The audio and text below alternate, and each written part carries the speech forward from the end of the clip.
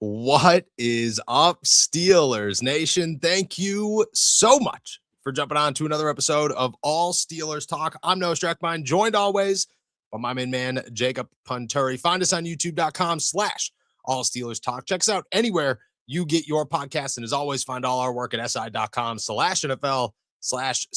The Pittsburgh Steelers got some big news on DK Metcalf shortly after yesterday's episode ended, which means that today we get to break it down. He has been suspended for 2 games. We'll talk about what that means, what the appeal looks like, and more that comes from this situation, because it seems like it's just getting started on the legal side of things between DK Metcalf and Lions fan Ryan Kennedy.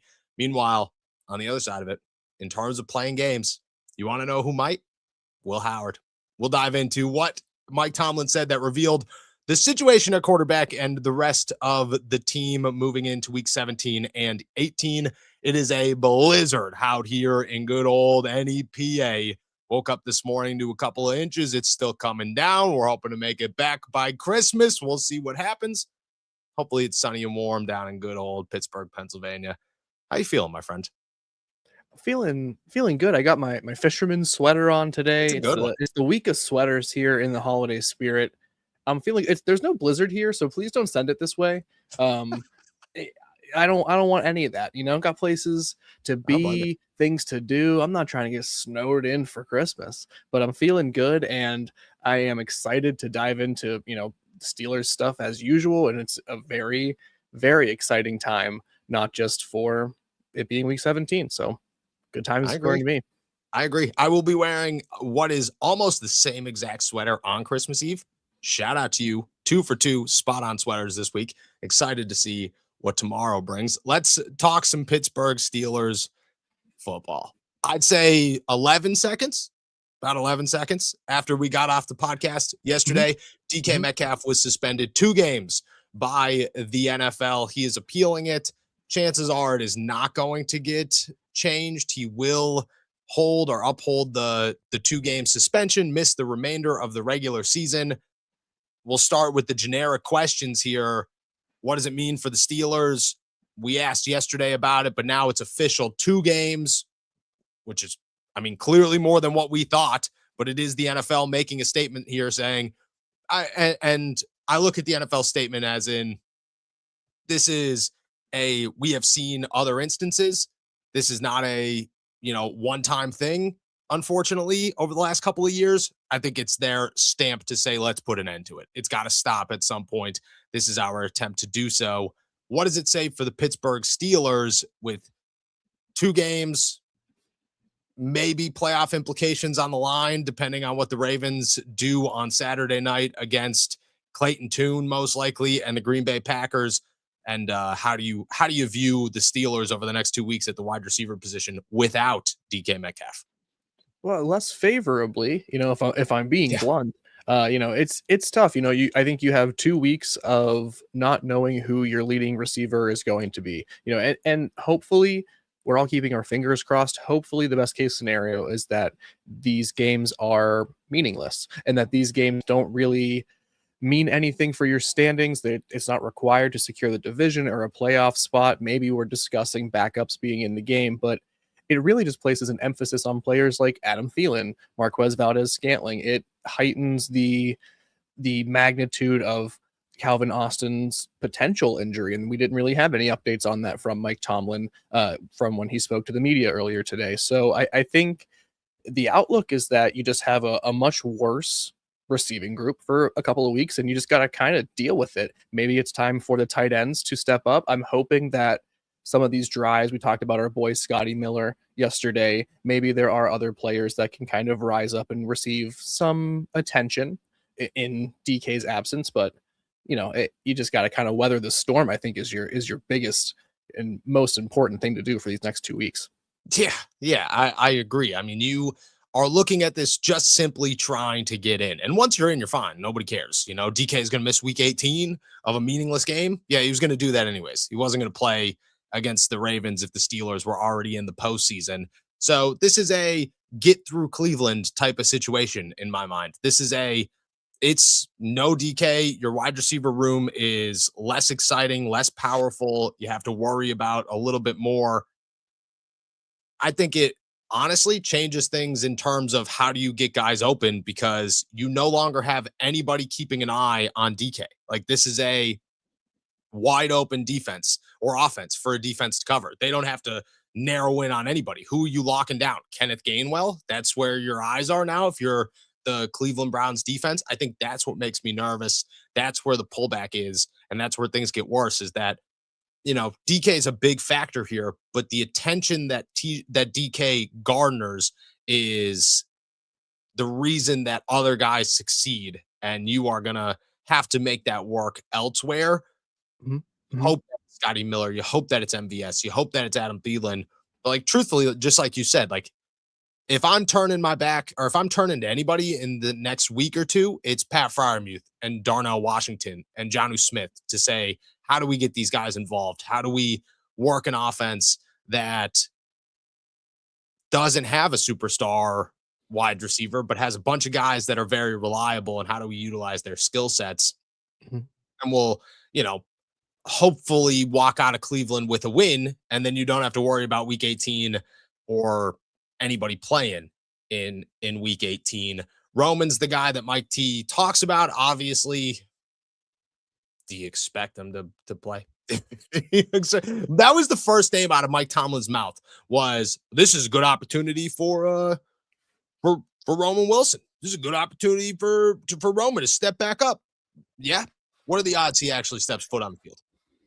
Oh, well, I mean, he has to step foot onto the field at this point. They just need another player to be, just around, just hanging around. So I anticipate he will play maybe 5 to 10 snaps. I am skeptical that it is actually a big opportunity for him to play, but if they can find, ways to get Scotty Miller involved, if they can find ways to get Jonnu Smith more involved that include shifting him to a position he does not even play to get the ball in his hands, I have to imagine there's something up Arthur Smith's sleeve. I talked about this today on Puntori's playbook. Like, it seems like the well is deeper than I initially thought about Arthur Smith in this offensive playbook. There has to be Yeah. something for Roman Wilson.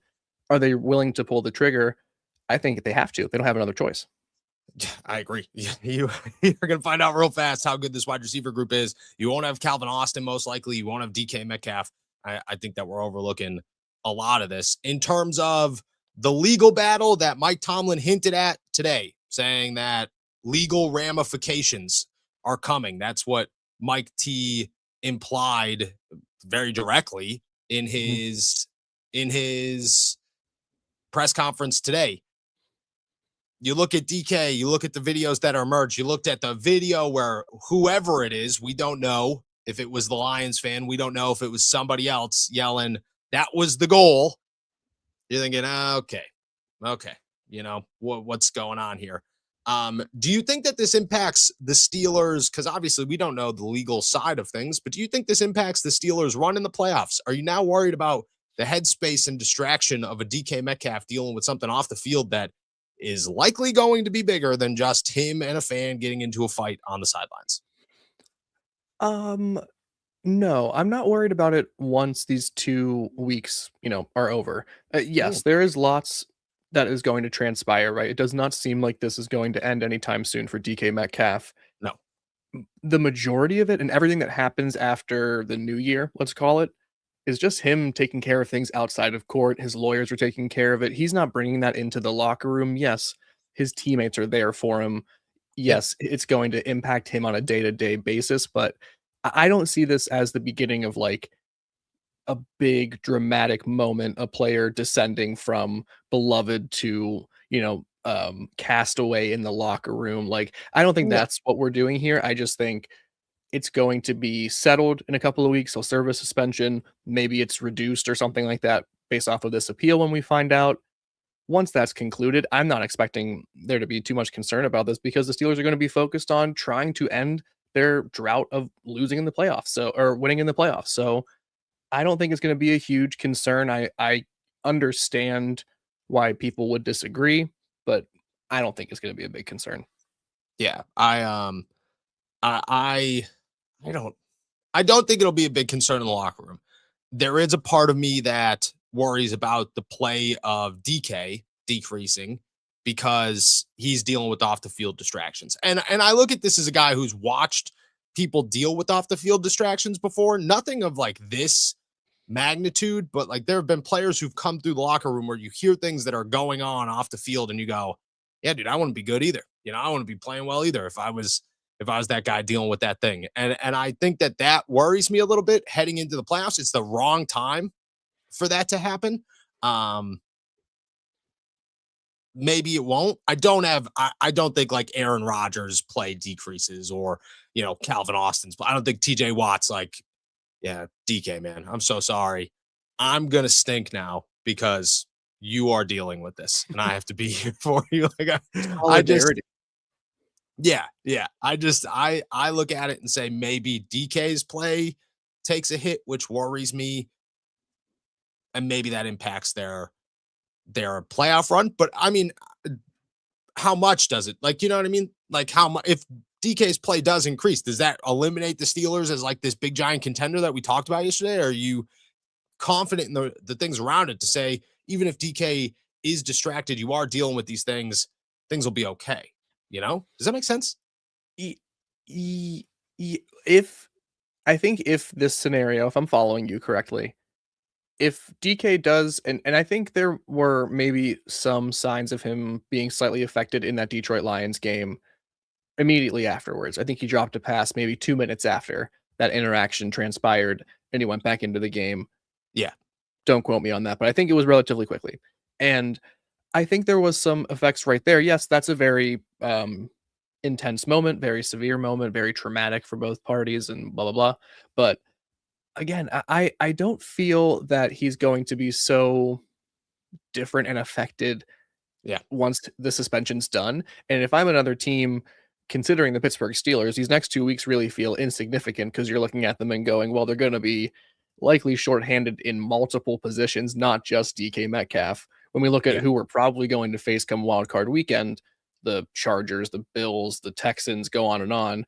They're probably more concerned about seeing DK fired up, returning from being suspended, maybe well rested, and you gotta hope that feeling good, dude. He's jazzed up. He's ready to go. He's jazzed up. Hopefully, those 2 weeks aren't just him being, down in the dumps and affected by whatever's going on with this situation. But I don't know. I think I would be more scared of a returning DK Metcalf than confident that this has thrown him off of his game on such a dramatic level. But I get where you're coming from. No, I agree with that, though. I agree with that. I don't disagree with that. There are guys in the NFL that scare me in terms of, motivation and what they do. And he's one of those, DK, you fire DK up and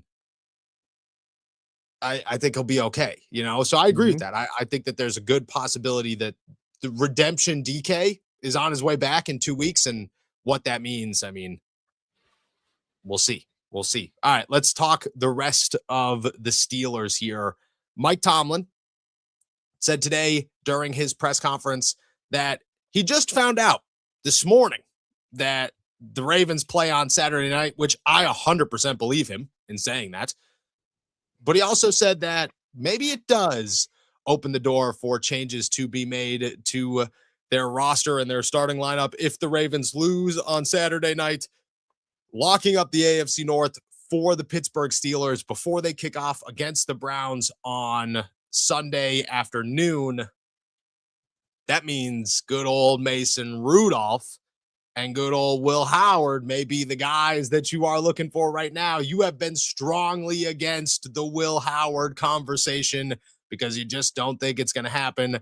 I am trying so hard to keep that light alive, my friend. Just keep it shining. I'll ask, what does Mason have to do both good and both bad for the Steelers to play Will Howard at any point? Because I think it could go both ways. I think Mason could go out there, throw 6 interceptions, take him out the field in week 18. Let's see what Will's got.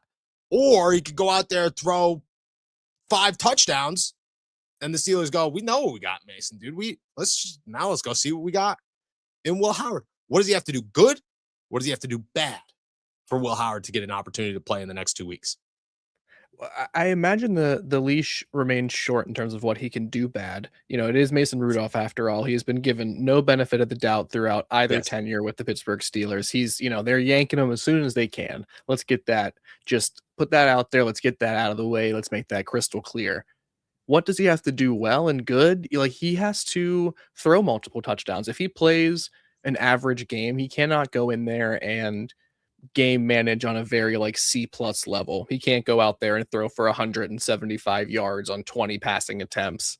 He cannot throw for maybe one touchdown in 5 quarters of play or something like that. If he Yeah. shows that he is just average, I think for Mike Tomlin's sake, he wants to get him out of there, because when it comes to the playoffs, and I think that's what these two games can, really serve as, is your space to know, yes, can Will Howard play in the NFL, but also, do you still trust Mason Rudolph to come into the postseason if Aaron Rodgers can't go for any reason, right? Like, you just have to have these backup plans ready to go for a potential run in the postseason. That's at least my belief. So I think for his sake, they probably will not let him look bad. They'll yank him quickly. Also, I think for the for just how they tend to treat Mason Rudolph, good, bad, or indifferent to that, he's not going to get many opportunities to fail. And honestly, I don't think anyone is clamoring or chomping at the bit to give him chance after chance. I think people want Will Howard to play if this is a meaningless game or games, and I think they're right to think so. I can't give you any good reasons, right? Like, I am just so confident that I saw that light thing too. I am just so Dude, it's confident freaking that out. It's been freaking out every 2 days now. You want to know what my brother's response to it was? He goes, you're "Oh, cursed. sorry." I said, "What does that even mean, dude? What is? Oh, sorry. What? Even can I fix it? Are there ways to go about this differently? I don't know. I don't know. I agree with you though. I agree with everything you're saying. Nobody. Look, I like Mason. I think Mason's a good backup. Not a good backup this season, but a good backup in general. I want to see Will. Everybody else wants to see Will. Why wouldn't you want to see Will? If the Mhm. Steelers are going to go into next season with Aaron as their potential guy, but they're not totally sure yet, because right now, you want to know what we know? The Steelers would want Aaron Rodgers back. Aaron Rodgers hasn't told them whether or not he wants to come back. They aren't overly interested in the draft class that is in front of them, as no other team is overly interested in the draft class that is in front of them. And I mean, you're not, you can't just keep signing veterans. At least I hope you don't, which means it's Will, which means Will makes all the sense in the world. And I mean, everybody should want to see him. I hope that leash is short, both good and bad. I hope that if Mason looks good in week 17 and he throws 3, 4 touchdowns, cool. You know what I mean? Keep the confidence high, Yeah. put him on the bench. There you go. Rest up, brother. If Mason throws one interception, I think, why wouldn't Will go back in? My only issue with that, and tell me if you disagree or not, because it goes to the momentum and the confidence and everything of Mason. While I know that the Steelers do not care about the emotional stability that they cause or damage that they may have caused one particular quarterback over the last 8 years of his career, if he throws one interception and that leash is so short, do you think that they can, like, you just ripped him off the field? You know what I mean? Now Will's not playing in the playoffs. You know what I mean? Aaron goes down the playoffs. There's a 0% chance Will is the guy that steps on the field next. So does that make you nervous that if the leash is short, you just put yourself in a predicament moving forward? You just killed the confidence even more of a guy that had maybe no confidence? Yeah. I mean, yeah, that is on the table. I there's not a lot of winnable situations I feel for the Steelers backup quarterback, right? Because the only thing you can do is play well and hope that you don't have to play more than one game for this team. I more than anything, like, look, I just think it's really simple. If it were me, I don't think there's even a conversation. I would start my rookie quarterback in 2 meaningless games, uh, not caring one single bit about what No, happens and the outcomes, because it doesn't nope. matter. But and as we've talked, I think I've unlocked what Tomlin's reason will be for starting Mason. And I think it's the fact he'll say, it's a prediction, the quarterback who gives us the best chance to maintain continuity going into the playoffs is Mason Rudolph. And then that'll be the reason. And we'll be like, oh, I've never hated the word continuity more. And who are you building continuity with? Roman Wilson? You know what I mean? Like, think about the guys who Mason will be throwing to in these games. Roman Wilson, Scotty Miller, Connor Hayward. That's it. Like, those are the guys. Those are the guys. Caleb Johnson will be his running back. I just named 5 dudes who contribute to about 1% of the offense, and that's all Connor Hayward. I like what continuity are you trying to build here? It just are keep flowing. I agree. That's exactly what he's going to say. It's exactly what he's going to say. But I just couldn't imagine being like, yeah, man, we have to make sure that if I couldn't even name a practice squad wide receiver right now is ready to go in the postseason, that he's got a connection with Mason already and things are fine. Because if that happens, things are fine. Just so nuts to me. Who doesn't play if they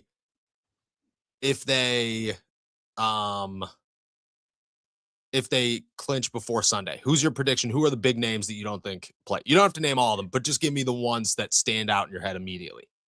You're sitting Alex Highsmith if you can. And that also, I guess, is dependent on Nick Herbig, but maybe they can't. Jalen Ramsey, Pro Bowl safety, Jalen Ramsey. You're giving him a seat. I wouldn't expect to see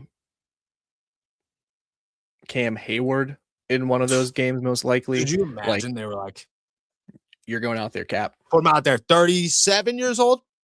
Put him out there. Put him out there. Meaningless game. Yeah, I agree. maybe a Patrick Queen, depending on how banged up he still is. I feel like he's playing through a lot right now, but yes, I would have said DK Metcalf if he wasn't already suspended. It's true.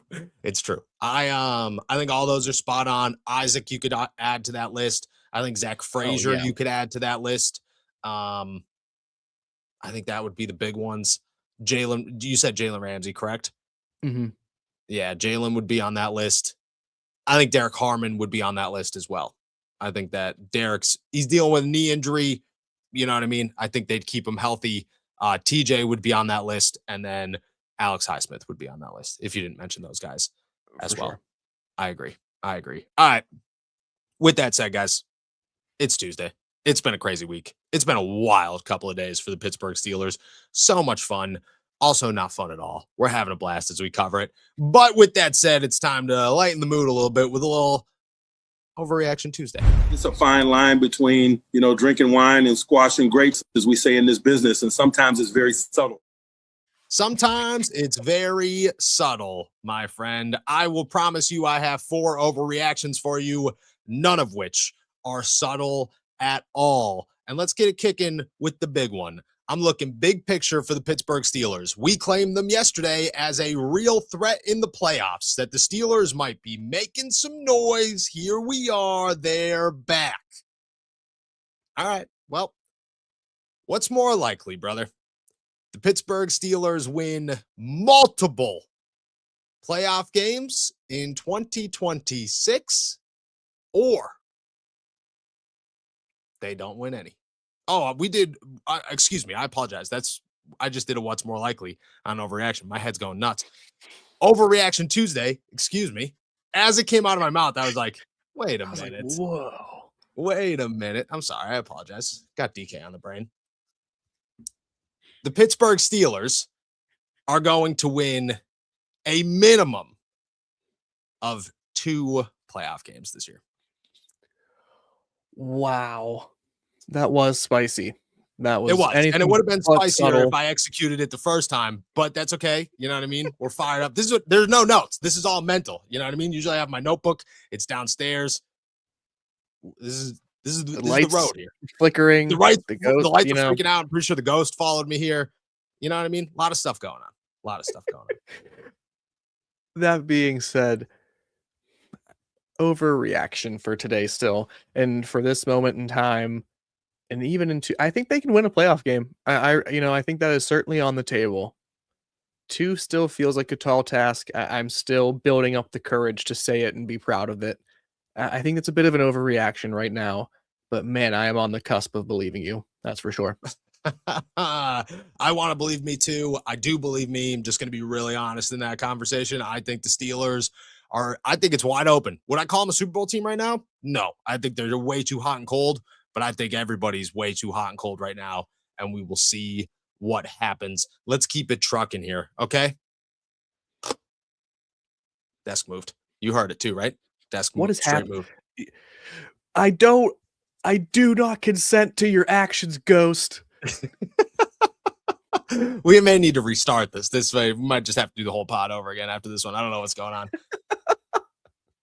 The Pittsburgh Steelers, okay? You want to know the name that we haven't heard anything about. You want to know Mike Tomlin's words about Roman Wilson over the last 3 weeks?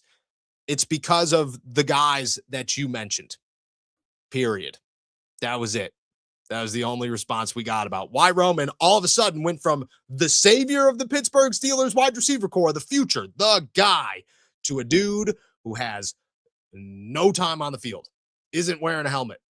We're not getting any explanation outside of Marquez Valdez-Scantling. That's the guy. We're going to need him out there. That's for certain.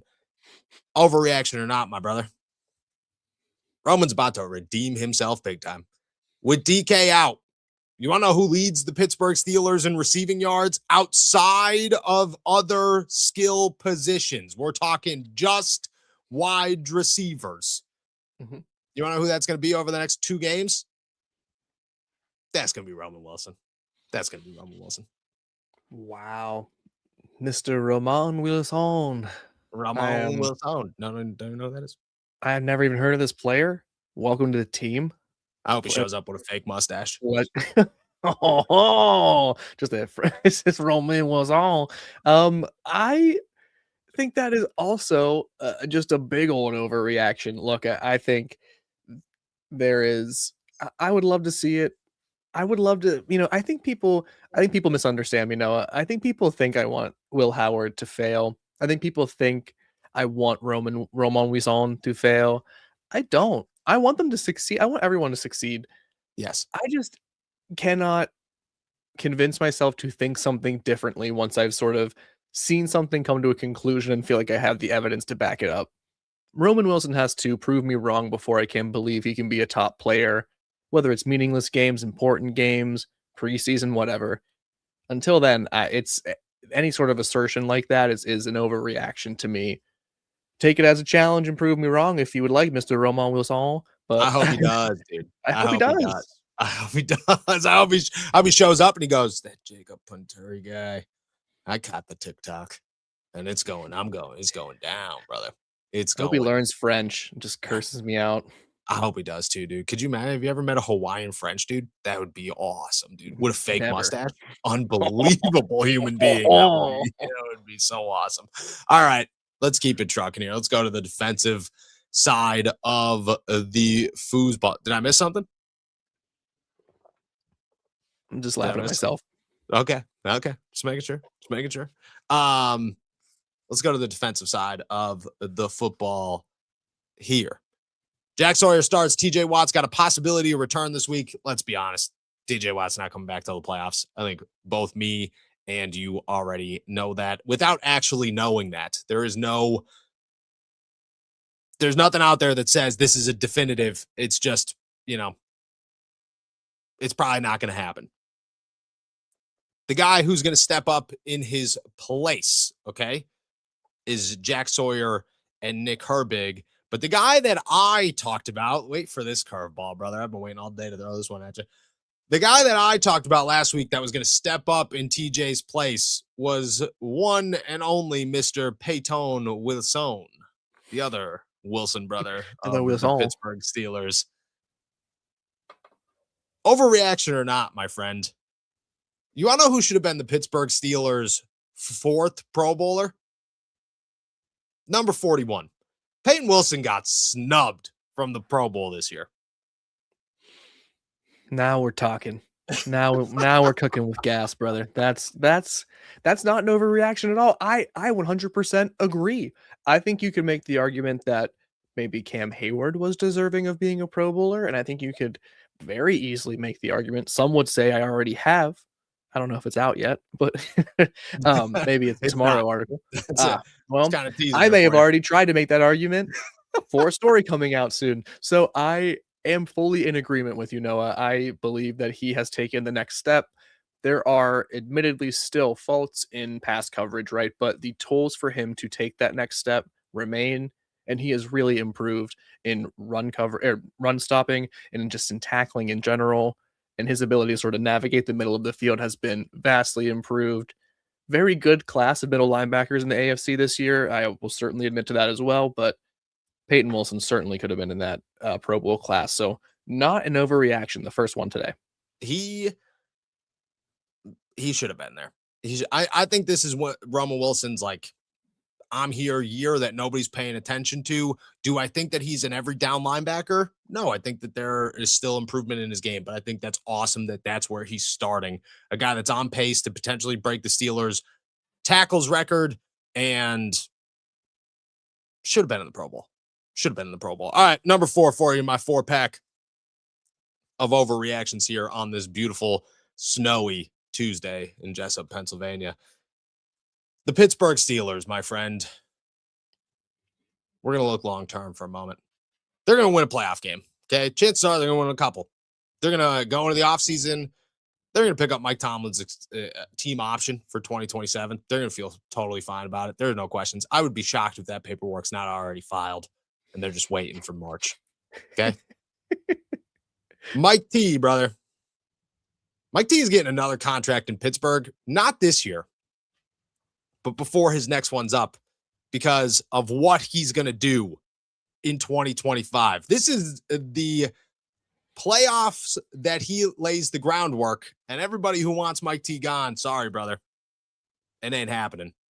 He's here to stay. This is the season of redemption that earns him his next contract with the Steelers. Oh, wow. I don't think he gets another contract right now. That is where I'm so hung up on all of this. Not Here's today.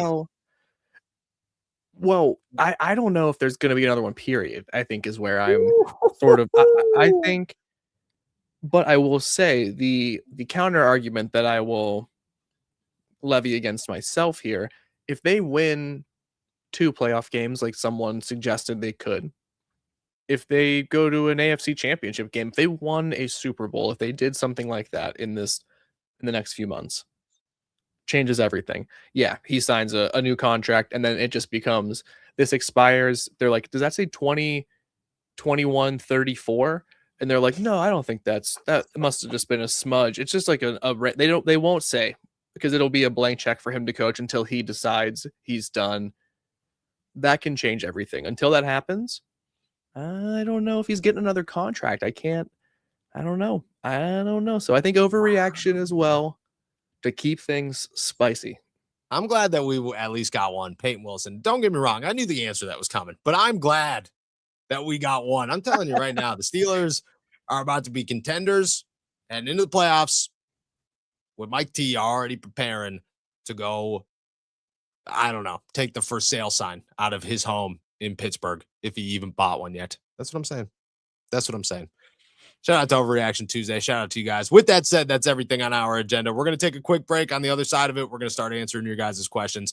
Toss them in the chat. We'll be back in 60 seconds. What's up, AST Nation? I've teamed up with DraftKings. The next great touchdown is coming, and you can bet on it. The best way to do so is through DraftKings Sportsbook, where new customers bet $5 and get $200 if your bet wins, paid in bonus bets. It's almost playoff time and things are red hot, so you might as well get in on the action. Love the thrill of live betting? DraftKings has got you covered. Bet live on in-progress games right as they happen. Then use your bonus bets to stay in on the action and bet DraftKings same-game parlays for a shot at an even bigger payout. And don't worry, if sports betting is not yet available in your state, you're fine. You can still join in on all of the fun with DraftKings daily fantasy sports and have the shot to win cash prizes. New customers bet $5 and get $200 if your bet wins, paid in bonus bets. Sign up using my promo code ALLSteelers and get in on the action only at DraftKings Sportsbook.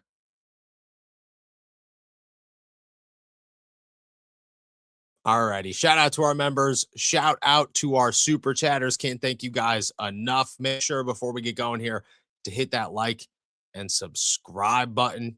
Do it. And if you got questions, toss them in the chat. We're going to get things kicking here with professional couch coaches. Great name. Does this give Roman Wilson a helmet? It most certainly does. Does he play? That's the question. Does he see the field on offense at all? No, I mean, barely. I mean, if the threshold is more than 0 plays, then yes. If the threshold is, will we notice Roman Wilson's on the field? I don't think so.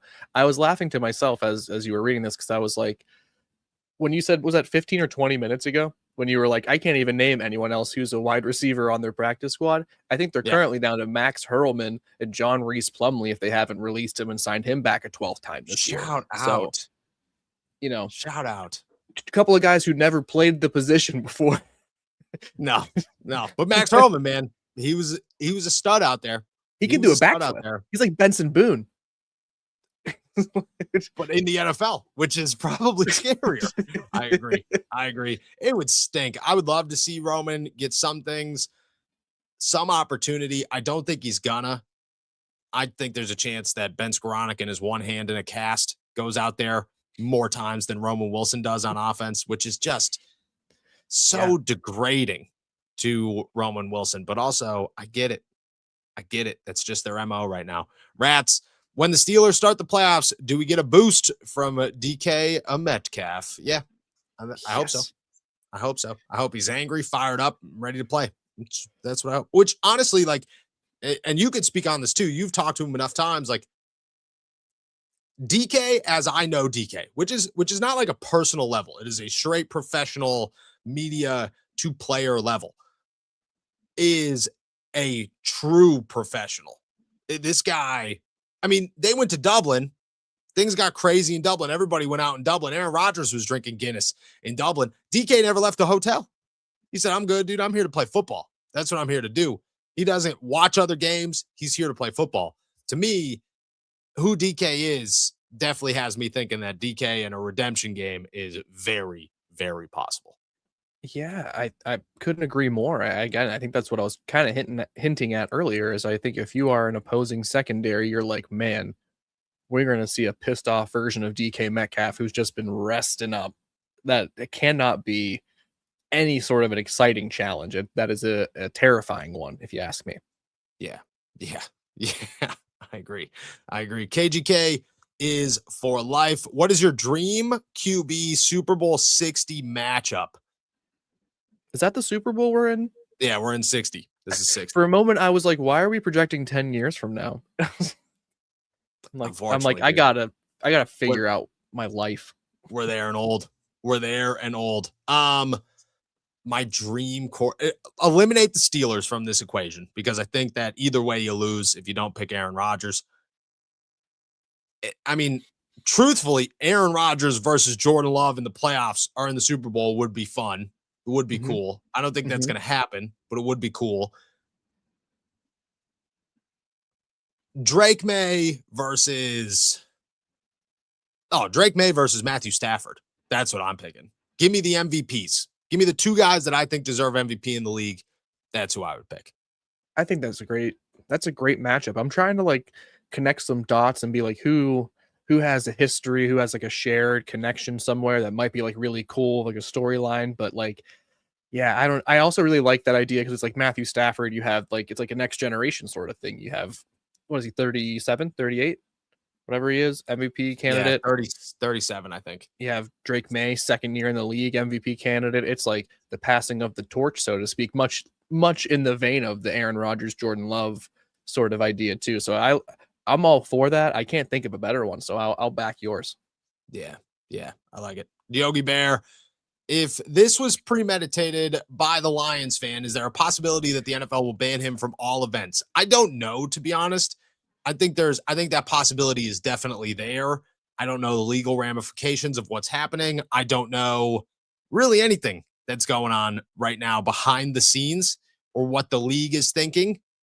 I do know that if, the suspension had to happen quickly, the appeal is going to happen quickly.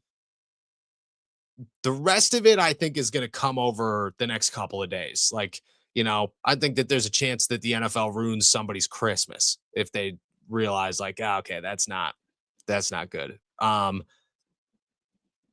think there's a possibility. I think that there's a possibility that he does get banned from NFL games, or that that this starts a new like function of the NFL where they set something into place to make sure that players and fans never interact on that level. That's where I see this going. Yeah, and I imagine, I'm not a lawyer. I just kind of act like I know it all.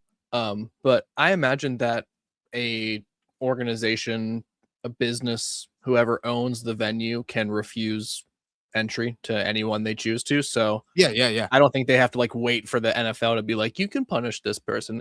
If the management team of Ford Field is like, we just don't think it's a good idea to have this person back in our venue, they just don't have to let him back in. No, you know what I mean? Or yeah, so they could permanently ban you from all NFL events. That's like a real. They could choose who attends these games, and again, I think they're going to let the legal action sort itself out before any of that happens. I think that's where this is going to go. Is they're going to let the legal action that the fan is most likely pursuing against, which we don't know the facts. But we're going to let all that play. They're going to let all that play out before they do anything else. Duff K. Metcalf, I get you can't hit fans. Firstly, I'm white, but if I wasn't and was called the N word and my mom the C word, the league has to remember dudes are human. I think that is important that people have to remember dudes are human. I think that is very, very true. Jerry Kirkland, in what world is it okay to shoot a loogie rocket at someone? Oh, and get suspended for one game, but shoving someone for saying racial slurs gets to. Okay, so let me agree with this. You go ahead. I do agree with this. I think, and I'm not defending the league. I'm just trying to share how I feel they are thinking, and this is just my interpretation of it. This is not reporting. My interpretation of this is this has happened multiple times over the last couple of years, and in those instances, the NFL has done very little. And I think this is the moment where the NFL says, this is on a grand stage. This is huge. This is all over the place. This isn't Lamar shoving the Bills fan that half the NFL didn't even know happened. This is massive. And we need to make an example of this. And I think that that's what this is. Again, I'm not saying I agree with it. I'm not saying I disagree with it. I'm not saying this is fact. I'm just saying my interpretation is this is the NFL's example of, hey, this needs to end, and we're going to try to end it right now. Yes, I agree with that. Yeah, like, and I think because we talked about it when the Jamar Chase stuff happened. Like, I just personally, I'm kind of a germaphobe. I'm not. We still hold it against my nephew who's 5 for getting my wife sick right before our wedding. He's a child. You know what I mean? Like, it's not shout out, love you, my sweet nephew. Not your fault. It was. It was his fault. Yeah. I'm a germaphobe. I wipe, I clean a lot. I disinfect, try to make sure I'm doing my things. If someone spit at me, I might be liable for some things that I could go to jail for. And I think that's not me saying one's worse than the other. I'm also a white man, so yeah. I can't tell you what that's like, but man, I do not agree with how the NFL deems, or the precedent they are sending, or the message they are sending, that this equals that, and something like spitting does not garner as big of a response. So yeah, kind of crazy, but I think Noah is spot on with where the league is at in terms of setting precedent and taking a sort of very hard stance at some point. And this was just kind of, DK was the player who fell into it. It could have been anyone, not just DK Metcalf or anyone in the similar situation. Yes. Rats, will Rodgers make us wait months again before signing? 100%. Yep. I'm not going to guarantee anything, but I'd be pretty close to guaranteeing this. I think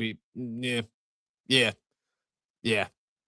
I mean, unless you feel different, just No, dude, this is again, like, this is where I revert and reveal how I might really feel, but like, dude, it's all about him. You know what I mean? So it's like he'll take his time.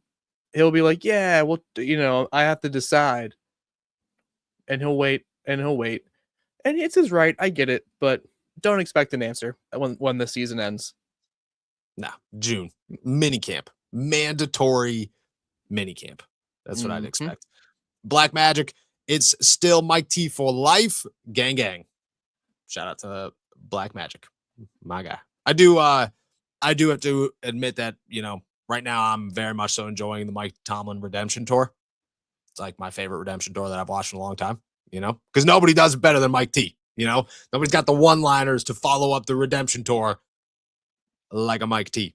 I honestly, one of my biggest regrets in life is not knowing who Mike Tomlin was as a communicator enough when they won Super Bowls to be able to listen to his what was most likely fantastic press conferences on a week-to-week basis as he just dropped some knowledge as this team went to the play or went to the Super Bowl. Mhm. There were Tomlinisms in there that we didn't even know. We still don't know even exist. And he was just, whew, I can only imagine. The thing that I think we will talk about when Mike Tomlin's coaching career truly is said and done is his unique but like outstanding presidential level ability to communicate, both within the locker room to players on a one individual basis, to the media, to anyone who comes across him. Like, it is beyond impressive. It is just something that you kind of just can't help but admire sometimes. You know what I mean? And I say that as someone who criticizes this man almost for a living. So, Yes. so For a living. Let's be Yeah. honest. 90% well, of sometimes I'm our job. complimentary for a living, but a lot of times I'm not. It's a heavy shift in the critter versus compliment type of situation here with Mike T. But it's all admiration at the end of the day. TK, any worries the Browns game ends up a trap game? Yeah, for sure. Yeah. For sure. I'm not going to overlook the Browns. I think Myles Garrett is hunting for this sack record. I think that the Browns looked pretty decent last week. I don't think Shedeur is very good, but I don't think that offense is terrible. And I think that my whole house just shook. Wonder what that was. I'm a little nervous about what's going on here. The apocalypse in just I don't know. Dude, could you imagine what would be worse than a blizzard? A blizzard with zombies. Oh, please. Blizzpocalypse. Oh, we Oh, should write man. a movie. Good idea. I think Mike T was spot on in saying that this is the best defense in the AFC North, and at home in Cleveland, yeah, I definitely think this could be a trap game. Yeah, the one thing I agree. The one thing that I think maybe gives me optimism is that I don't think the Steelers are overlooking this at all. Not Mike Tomlin. He said it as soon as they defeated the Detroit Lions. He was like, "No victory Monday. I'm going to the office," and so is everybody else. He said it again in his press conference and in his address today. They were in the film room yesterday, already getting to work, and he did nothing but compliment the Cleveland Browns defense, called them the best defensive group in the AFC North, talked about Myles Garrett being a slam dunk defensive player of the year candidate, talked about having a slam dunk rookie of the year candidate as well on the defensive side.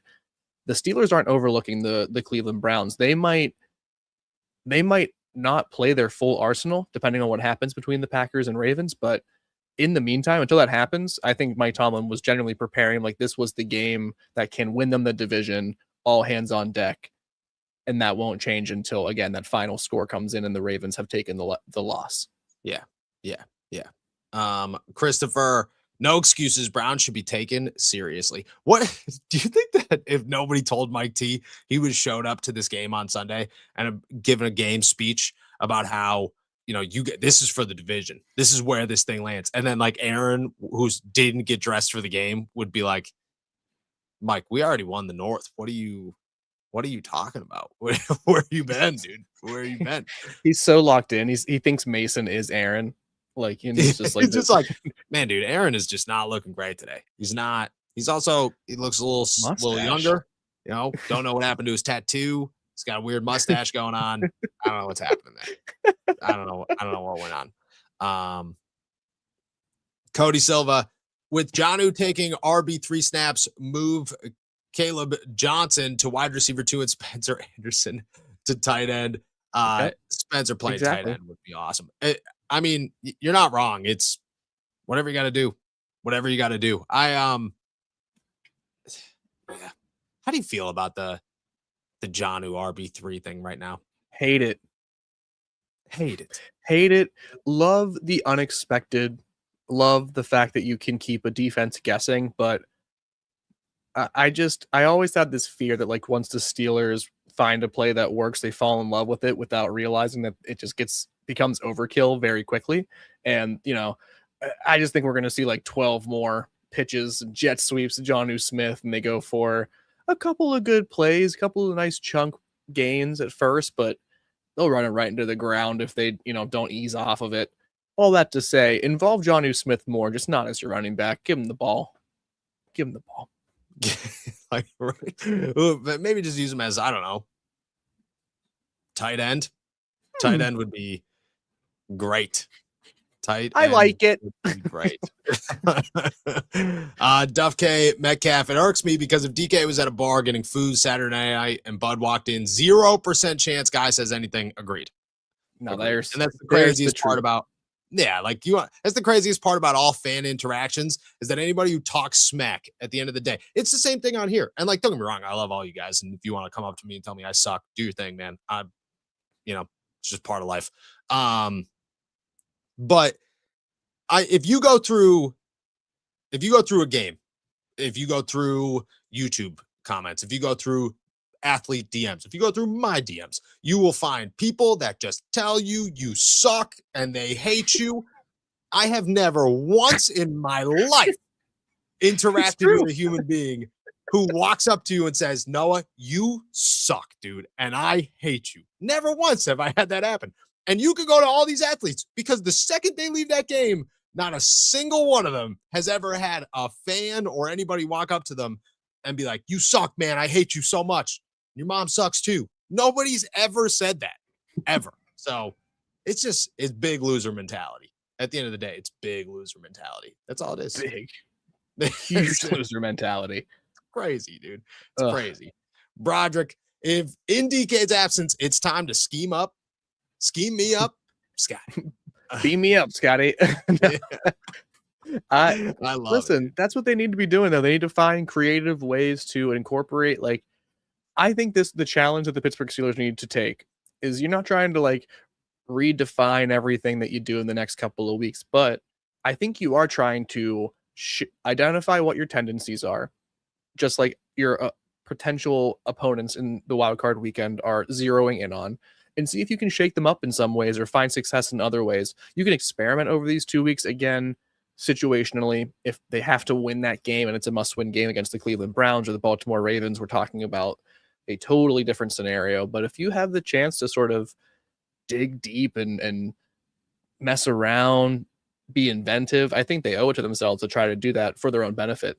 If that involves beaming me up, Scotty, if that involves getting Roman Wilson on the ball or Jonnu Smith as RB1 for all I care, I care. I very much so care. Noah. I very much so care. Chris, guys, I love DK, but punching fans is just bad. We endure AB, Pickens, Claypool, Bryant, Juju's name can't be involved in this. I get it, but different situation. And now DK, how is it Tomlin can't control our wide receivers? To be really honest, I look at this the completely opposite way. George Pickens isn't showing up to practice, is showing up late to games, is showing up late to curfew in Dallas, and is crashing out already. At least he made it 3 years. AB lasted a lifetime and then lasted about 8 seconds in Oakland and then about 25 seconds in New England. And then, half a season and a half in Tampa. Claypool's gone. Claypool's not even here. Martavis Bryant's gone. He's not even here. And Juju, And What did he Juju, do? I don't think counts. Yeah, I don't think that one counts. But truthfully, like the way I Does look he make at it, dude, TikToks? Is that because of the what Juju TikToks. did Which wrong? don't get me wrong, like that was an issue. You know, teams were calling out Juju. I don't want to overlook that, but it is a For sure. different level of nonsense. I even think Chase was a different level of nonsense. Yeah, Chase was Chase was just like a nobody really like, just a distraction. I just have this like, yeah, I guess I just have this inherent disagreement with like what you expect Tomlin's role to be in this, and I guess what you expect DK Metcalf to be doing differently. Like I respect it. We talked about it yesterday. Like no one condones violence. Like I don't believe in it, in physical violence at all. But like I also just don't think we should just assume that DK Metcalf just physically assaulted someone. No, Like no, no, yeah. I say this as someone who, like, as a kid got into a couple of scraps. I certainly said some things to make other people want to throw hands. You know what I mean? Like, and it was certainly not what this Ryan Kennedy's being accused of. But words often lead to escalating words, and then violence follows after. So, these things don't just happen in a vacuum. And while we don't know and we'll never learn the truth, I don't think it's the right way to look at it to be like we're losing control of these players in his locker room and stuff like that. This is a one-off situation that escalated way past what it should have, and it needs to be dealt with and then forgotten. But it's not an indication of how this locker room works. And an insinuation otherwise, I think, is just kind of a little misguided. Misguided. I'm gonna let it go, because I'm gonna let it there, because I think that was a great way to put it. Juju live streaming in the locker room after a win. Again, I just don't think that was an issue. Maybe I'm wrong there. Maybe I'm on the opposite. Distraction is a different word from problem, I think. You know what I mean? Like, and Mike T was in those live streams, a lot of times. So yeah, when they won, they didn't care. They didn't care. Listen, it's the same thing with anything else. Let's think about it just in work terms. Like there were things in the previous life I supervised employees, and there were things that were distractions, and then there were things that were real problems. And then you can't punish things that might be eventual problems. You have to find ways to get around them, sure, but yep. There's big differences between distractions and things that need to be dealt with swiftly, and actions that you can't take back. You know what I mean? I think we're comparing apples and oranges in a lot of this stuff. Yeah. I agree. Panturi's broken furnace. Better catch, Kenny G's or Martavis Bryant's between the legs catch? Honestly, Kenny G's was crazy, but this is a great question. This is a great what's better. I think Martavis's, to me, feels like more of an athletic feat. Kenny G's catch of the year. I think Kenny G, the way he talked about it, like you're falling down, a little bit more luck involved. I think the body control that Martavis Bryant exhibited was a little bit more impressive if I have to compare the two. But I don't want to discount what Kenny Gainwell did, to be falling, to maintain eye contact, to just have the wherewithal to have an arm on the ground to make sure you're underneath the ball. Incredible play. That Martavis Bryant, I appreciate you bringing it up. Panturi's broken furnace, not working, by the way. And I think I got to go Martavis. I think, yeah, I agree with you that catch wise, crazy catch. The concentration level of Kenny G's catch, I think, was more challenging, because I think Martavis kind of got lucky. He was like, oh, there it is. It's right there. I feel it. It's stuck to the butt. Keep it there. Poop the ball. Yep. I think Kenny G's was like, oh, what is like he fell to the ground and was like, oh, there it is. There's a pass 60 yards down the field from Aaron Rodgers. I'm going to catch it. And that was nuts. That was so sick. Good question, though. Cody Silva, after moving those players around, Scotty Miller can play right guard if I don't talk to you guys the next couple of days. Merry Christmas, gang.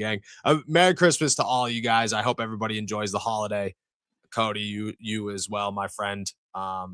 I hope everybody has some good times with some good family, eat some good food. You know what I'm saying? What's your Christmas time? What you guys eat on? You guys do my family does the 7 fishes on the Christmas. It stinks, man. Nobody wants to eat 7 different types of fishes. Yeah, growing up, we did like the real quote unquote 7 fishes, where it was like every dish was terrible, almost by design, and everything that was all the fishes were the worst fishes you could ever imagine. That's Now what we I'm do saying, dude. a much different version, and it's as the family's all sort of grown up. I come from a huge Italian family, Yeah. and so and as we've gotten kind of smaller and everyone's grown up, we do 7 fishes like with my wife and my mom, and her husband will do it, but we do it with like I'll make crab cakes. I'll make My like dad does the crab cake. calamari. You know what I mean? Like we'll have shrimp cocktail. Like we'll get to 7 fishes, but it's gonna be good. We'll have some nice salmon. Like dude. because like again, like when I was a kid, you'd have like my options were like you could have pasta with like oil and fish tuna. sauce. Yeah. Or you could have smelts, or you could have Yep. fried oysters Halibut. that have been in your aunt's deep freezer for 6 years, and she just found them, and that's it. And you better not say anything. If you we try to go to Wendy's, and then we get in so much trouble. Growing up, my dad would sneak me on the back porch because he's the Strackbine of the Italian of my mom's big Italian family. You know what I mean? So he doesn't follow any of the rules. He just shows up, and I was like, I hate fish. I enjoy fish, but nobody's like, oh, dude, Christmas Eve, holiday, presents, family, eggnog, cookies. Yes. Fish? What? And then, so he'd sneak me in the back, and we'd eat kielbasa off in the back porch. That was my favorite part of Christmas Eve, was just like coming back in and being like, oh, chest pain. Got some heartburn from the pasta. From generic white fish. What is that? Yeah. Is it? What is the third fish that looked like the other 2 fishes? And you're like, yeah, I didn't want those ones either. Thanks. Appreciate it. And then everybody asked, I was happy birthday to Jesus? Growing up, I came from a weird family. My grandma used to make us sing happy birthday to Jesus on our Christmas Eve celebrations. She'd get a cake and everything. Can you imagine being the baker who gets the request and it says, what do you want to put on it? Happy birthday, Jesus. Wow. Okay. Dude, I'll tell you anything you want to know offline. I won't bore the rest of the I was gonna say, I'm not gonna say anything remotely bad about your grandmother. Won't happen. Won't come out of my mouth too. So watch your mouth. Can't. I won't do that. She is dead. I won't do that. But that's all I'll say. That's all I'll say. I'm bad at it. I know, brother. Carlos, I mean, cake's good though. I do love some cake, man. I'd be pumped. I'd be like, dude, birthday cake? Heck yeah. I'm pretty sure that Jesus liked ice cream cake. Just saying. He loved Fudgy the Whale. He said that. Carlos Mackler, what's more likely? Our running backs have more receiving touchdowns, or our tight ends have more rushing touchdowns? Oh, running backs. I think they might actually own the receiving touchdowns in Pittsburgh this season. Might be a real thing. Yeah. I mean, Kenny G's wide receiver 2. Jaylen Warren has, I think, 2 receiving touchdowns with 300 yards. Caleb Johnson probably has a receiving touchdown, because why not? And yeah, no. The running backs are very heavily involved. I think that will remain. Yeah. I agree. Renegade Minka, never been a fire Tomlin guy. However, after all these years, there isn't a Tomlin coaching tree. Any thoughts on that issue? Yeah, I think that Mike Tomlin doesn't let his coaches coach. Let me ask this question. Does Arthur Smith count if he gets a head coaching job? Wait, say that again? Does Arthur Smith count as Mike Tomlin's coaching tree if he gets a head coaching job? Oh, yeah, 100%. I'll count it. Yeah. Do even though it's not an asterisk? Yeah, because it's not by the definition of coaching tree. I mean, no. I think when we all say that, the definition is that you go on to become a head coach for the first time, right? Like it's not like you're Mike Tomlin's coaching tree is like one that was just almost left for dead but then someone brought it out, put it into a new pasture, and is now breathing life into it, and you get a second chance. It's a second chance coaching tree. It's whatever gets you there. You know what I mean? Whatever it takes. I agree. I'll count it. If you're counting it, I'll count it. Does Ken Wisenhunt count? Sure. You know what I mean? Sure.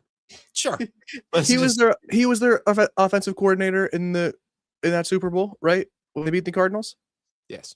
And then I think the Cardinals hired him right after. Yes. No, that's Tomlin's coaching tree. So Ken Wisenhunt, Arthur Smith. How about that? Suck on Todd that, Bill Haley Belichick. technically left Mike Tomlin for Todd Haley, Bruce Arians. We count both these guys. Technically, Mike Tomlin's got one of the best coaching trees of all time. They're reverse and second chance coaching trees. If they were head coaches and then become coordinators, they're in Mike Tomlin's coaching tree, and they're fantastic, dude. They're fantastic. Maddie, how do you feel about playing the Chargers in the first round of the playoffs? I feel terrified. They're the last team I want to play in the first round of the playoffs. Last team. I'd rather play Buffalo and Houston before LA. I think they're good. I think they have a great quarterback. I think their defense is crazy good. Harbaugh scares me, and I don't see many holes on this team, and they're getting healthy at the right time. So yeah, terrifies me. And they have two excellent edge rushers. You know, it is exactly what the Steelers are expecting the combination of TJ Watt and Alex Highsmith to accomplish is the same thing that Khalil Mack and it's I'm going to butcher his last name, but he is having a breakout season, and he is excellent. They have a formidable defense. I do not want to play it. I agree. Maddie, again, what's more likely? Mason plays a full game or Mason throws an interception and Will takes over? I'm saying Mason plays a full game. Yeah, dude. Don't get your hopes up, guys. I don't say this to be a jerk. Just like Mason Rudolph's going to play in a meaningless game. I know, and it kind of stinks. It sucks. It sucks. We all hate it. Vincent, is Dylan Cook the new left tackle? Yeah, he should be. Yeah. He should be. I don't see him not being, but I don't know if Isaac Seumalo is going to come back this week. I doubt he's back before the playoffs. Andrews Pete looked good at left guard. In my head, it's Andrews Pete, Dylan Cook, left side of your offensive line right now, which is crazy. Shout out to Andrews Pete. I mean, I think that was another great choice by the coaching staff to not. They could have been like, well, we went with Pete earlier. We're going to put him back at left tackle or something like that. But no, they're like, hey, this guy was a Pro Bowler at left guard. Just leave him there. Let Dylan Cook there. Now he's your starter moving forward. And you're just kind of riding the wave and hoping that it continues. Mike Tomlin had a great quote about him today about how, like, he said something about, it wasn't about like improving, but just like keeping up his work and waiting for a chance or something like that while he was on the practice squad, which is obviously, again, speaks to his presidential level of PR BS. But I think Dylan Cook is someone who Mike Tomlin has a certain level of belief in moving forward. So yeah, I'm expecting that.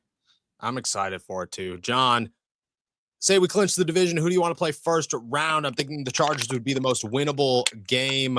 I'm saying it's as crazy as it sounds, I kind of like the Bills right now. I'd play the Bills. Get Josh. Because in my head, if you get Josh Allen out early, you might have just cleared the way for yourself, So Houston, I think, is the easiest to falter. I think the Bills might be the worst of the group, though, talent-wise. Yeah. And I think, I think the argument for Houston is like they're the least battle tested, maybe, or maybe they're the team that you are hoping you can take down. The Chargers, again, like I just talked about their edge rush, but you have Justin Herbert's playing at a really high level as well. You have just like a ton to keep track of. They could beat the Chargers, right? And you can build off of what they did poorly in their first meeting, but you don't want to play them right now. Not in my opinion.